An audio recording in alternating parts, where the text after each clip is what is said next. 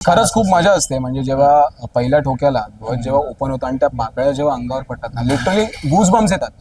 आणि हे आम्ही असं नाही, बाकीचे पण इतर जे ध्वज नाचवतात मुलं मुली, त्यांचे एक्सपिरियन्स ते सांगतात की खरंच म्हणजे तो जो आहे ना की सळसळतं रक्त, ते त्यावेळेला फील होतं लिटरली. कोणाला झोप नाही लागत.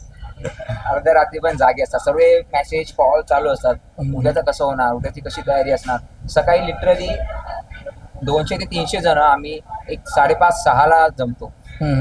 फेटे बांधणे किंवा मुलींच्या साड्या वगैरे ते सकाळी घरी करून येतात. मुलांचे सदरे, लेंगे, शेला, त्यांचा चहा नाश्ता हे सकाळी 6 वाजता चालू होऊन आमची रॅली चालू होते गिरगावमध्ये 8 वाजता. ओके. त्याच्या अगोदर संपूर्ण तयारी, ध्वज तयार करणे, ढोल खेचून तयार करणे, ढोल प्रवास इकडून तिकडे पोहोचवणे, टेम्पो सगळं मेंटेन करणे, संपूर्ण गाडी सजवणे, हार घालणे, ध्वजाला प्रत्येक ध्वजाला आपला हार असतो, सन्मान म्हणून ध्वजाला हार असतो, ढोलाला हार असतो, ताशाला हार असतो,